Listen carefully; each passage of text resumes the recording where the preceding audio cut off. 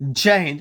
Only for study ચેનલમાં તમારા દરેક મિત્રોનું હાર્દિક સ્વાગત છે. તો મિત્રો, આજે આપણે વિડીયોમાં જોશું પર્યાવરણ વિભાગના મિત્રો સ્પેશિયલ 200 મિત્રો જે આપણે કરંટ અફેરના પ્રશ્નો છે એનો વિડીયોમાં મિત્રો આપણે મૂકવાની શરૂઆત કરી છે. મિત્રો, આપણે ભાગ 1 થી 2 જોયા છે.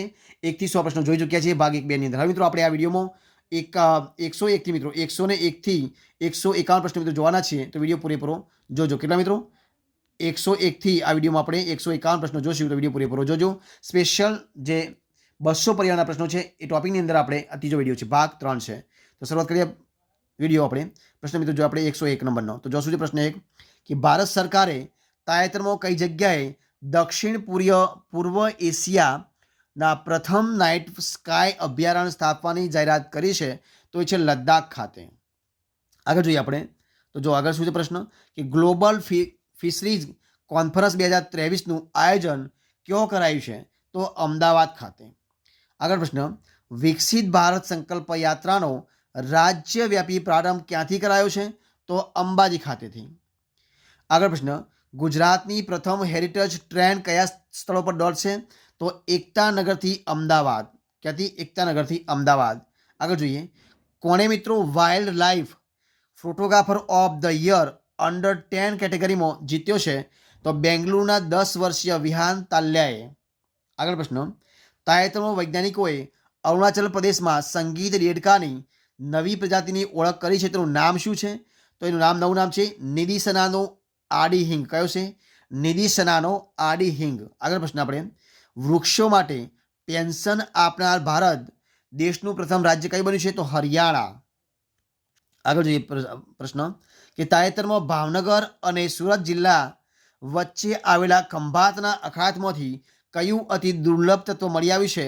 તો વેનેડિયમ. કયું મિત્રો? વેનેડિયમ. આગળ પ્રશ્ન તાજેતરમાં ગાંધીનગરના કયા સ્થળે ઇફકોના નેનો ઓપનિંગ એટલે કે ઓઈપલી એટલે કે ઓપનિંગ પ્લાન્ટનું ઉદ્ઘાટન કરવામાં આવ્યું છે?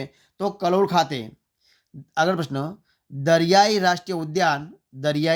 રાષ્ટ્રીય ઉદ્યાન જામનગર હેઠળ અંદાજિત 620.81 ચોરસ કિલોમીટરના વિસ્તારની અંદર અંદાજે કેટલી ડોલ્ફિનની વસ્તી નોંધાઈ છે? તો 211. આગળ વરુના સંવર્ધન માટે ગુજરાતમાં કયા સ્થળે વરુ સોફ્ટ રિલીઝ સેન્ટરનો વિકાસ કરાયો છે? તો બનાસકાંઠાની અંદર. ભારતનો પ્રથમ વેસ્ટ ઇકો પાર્ક મિત્રો કયો છે? તો દિલ્હી. આગળ પ્રશ્ન બાગાયતી ખેતીને પ્રોત્સાહન આપવા ઓબા, કેળ અને જામફળના વાવેતર પર કેટલી સહાય આપવામાં આવશે? તો ઘનિષ્ઠ પદ્ધતિથી આંબાનું વાવેતર મિત્રો કરવામાં આવે તો પ્રતિ કલમ 100 રૂપિયા. ટિશ્યુ કલ્ચરથી રોપાથી કેળનું વાવેતર કરવામાં આવે તો પ્રતિ કલમ 5 રૂપિયા. અને ઘનિષ્ઠ પદ્ધતિથી જામફળનું વાવેતર કરવામાં આવે તો પ્રતિ કલમ 80 રૂપિયા. આટલા રૂપિયા આપવામાં આવશે. આગળ જોઈએ કે પલાસ મહોત્સવનું આયોજન ક્યાં કરવામાં આવ્યું હતું? તો સ્ટેચ્યુ ઓફ યુનિટી. આગળ પ્રશ્ન એશિયન એલિફન્ટ પોપ્યુલેશન રિપોર્ટ 2023 મુજબ કયા અધિનિયમમાં કેટલા સુધારા છે? તો જૈવ વિવિધતા અધિનિયમ 2002. આગળ પ્રશ્ન જૈવ વિવિધતા અધિનિયમ 2023માં કરેલ સુધારાએ એ કયા અધિનિયમમાં કરેલા સુધારા છે? તો જૈવ વિવિધતા અધિનિયમ 2002. આગળ જોઈએ કે અમૃત ધરોહર એન્ડ મિસ્ટી યોજના માટે કેન્દ્ર અને રાજ્ય સરકાર દ્વારા કેટલા ટકા યોગદાન અપાઈ શકે છે? તો અનુક્રમે કે જે મિસ્ટી છે એના કેન્દ્ર સરકાર દ્વારા 80% અને રાજ્ય સરકાર દ્વારા 20%, ટોટલ 100% પૂર્ણ. આગળ કે તાજેતરમાં 2022ના tree city of the world તરીકે કયું શહેર જાહેર કરાયું છે? તો મુંબઈ. જોઈએ પ્રશ્ન આગળ કે કોના દ્વારા AR6 સિન્થેસિસ રિપોર્ટ બહાર પાડવામાં આવ્યો છે? તો ઇપિક એટલે કે IPCC એટલે કે intergovernmental panel of climate change દ્વારા. કયા દિવસે 2023માં પ્રથમવાર international day of the zero waste તરીકે ઉજવવામાં આવ્યો છે? તો 30 માર્ચ 2023. તાજેતરમાં ગુજરાતના દાહોદ અને પંચમહાલમાંથી શોધાયેલી ગરીબીની પ્રજાતિનું શું નામ રાખવામાં આવ્યું છે? તો સિટોપોડિયન વિંધ્યા. શું આવશે? સિટોપોડિયન વિંધ્યા. આગળ જણાવો કે કચ્છ જિલ્લામાં ગીર ફાઉન્ડેશનના વૈજ્ઞાનિકો દ્વારા છોડની શોધાયેલી નવી પ્રજાતિનું નામ શું છે? તો સાલમોલા. કઈ છે? સાલસોલા આપોજીટિવોલિયા ડિસ્ફોન્ટિયા. કયું છે? સાલસોલા આપોજીટીફોલિયા ડેસફોન્ટેનિયા. ગુજરાતમાં મગર જે છે એ મગરની જે પ્રજાતિની જાળવણી માટે કયા સ્થળે મગર બચાવ કેન્દ્રનો પ્રારંભ કરાયો છે?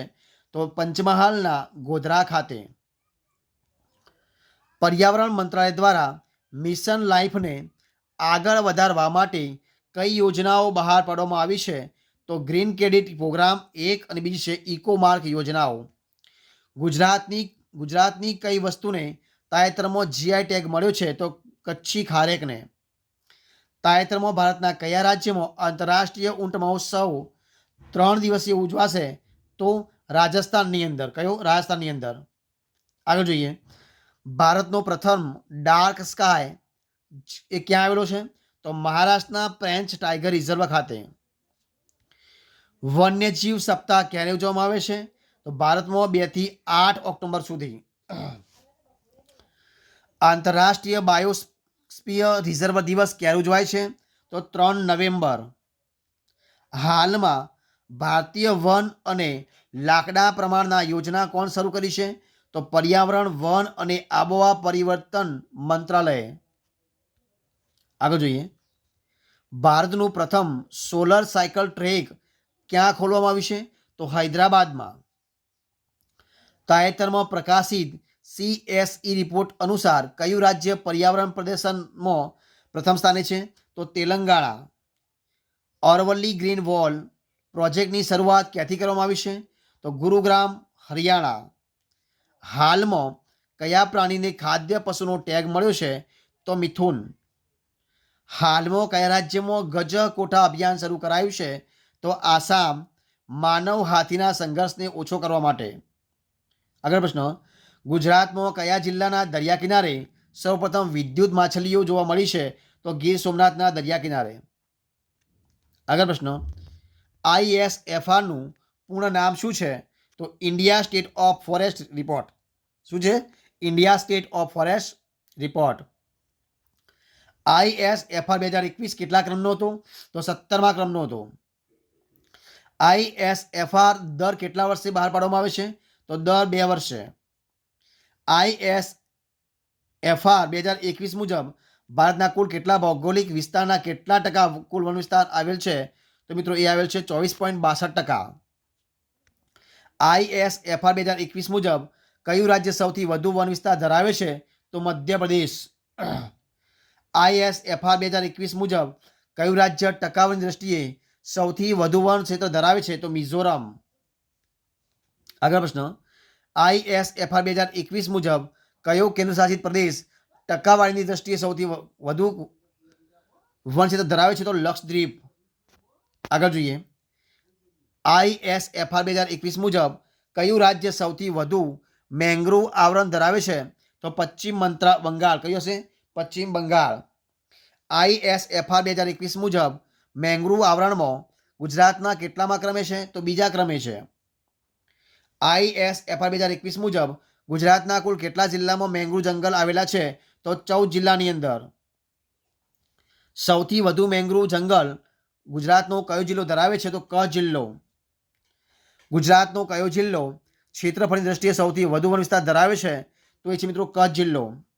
અને ગુજરાતનો કયો જિલ્લો ટકાની દ્રષ્ટિએ સૌથી વધુ વન વિસ્તાર ધરાવે છે? તો ડાંગ જિલ્લો. અને આ વિડીયોનો છેલ્લો પ્રશ્ન. ISFR ક્યારે પ્રકાશિત થાય છે? તો 1987માં મિત્રો સૌપ્રથમ એને પ્રકાશિત કરવામાં આવ્યો હતો. તો મિત્રો આપણે 151 મિત્રો આપણે આ વિડીયોમાં મિત્રો આપણે 101થી મિત્રો આપણે 150 પ્રશ્નો જોયા છે. આગળના પ્રશ્નો મિત્રો આપણે નેક્સ્ટ વિડીયો જોઈશું. તો જો તમને વિડીયો ગમે હોય તો એને લાઇક કરો, કોમેન્ટ કરો, તમારા મિત્રોને વિડીયો શેર કરો અને છેલ્લે ચેનલમાં નવા હોય ચેનલ સબસ્ક્રાઇબ ન કરી હોય તો ઓનલી ફર્સ્ટ ચેનલ સબસ્ક્રાઇબ કરવા માટે વિનંતી છે. ફરી મળીશું એક નવા વિડીયો સાથે, નવા ટોપિક સાથે. ત્યાં સુધી બની રહો. જય હિન્દ, જય ભારત.